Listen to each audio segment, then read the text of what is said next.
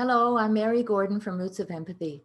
I'd like to speak to you today about expectations, our expectations of our children and our expectations of ourselves.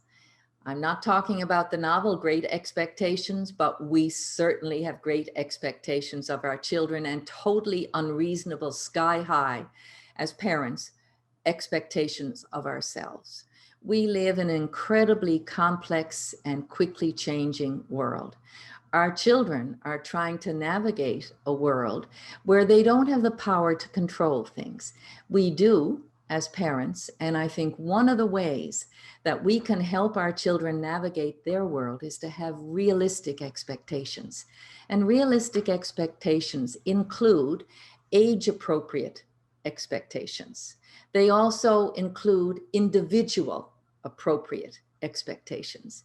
Just as we know that in school, we have curriculum that is matched to the cognitive expectations of children. But we know in any class of children, you have a sea of difference between how ready the children are to meet the academic expectations of the curriculum, but the biggest difference of all is where they are emotionally. We can see where they are physically.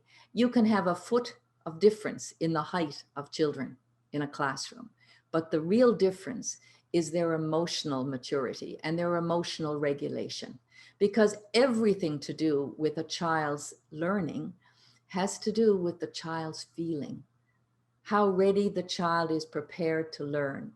And as parents, you are the experts on this. Teachers are the experts on the material and the academic learning, but that's the tip of the iceberg. The whole child is where the parent has the whole picture. We tend to have high expectations of ourselves as parents. It is the most important job under the stars, but sometimes we're a little bit critical. We might be expecting our children to be linguists or musicians or academics or sports heroes. We have to be very cognizant of the child's expectations, that we have a good sync between what we're expecting and what they're hoping for. We ourselves may be very judgmental of our own parenting. And I think we inspect ourselves sometimes too much. We used to be judged when our children were babies about our parenting was related to how well our baby slept.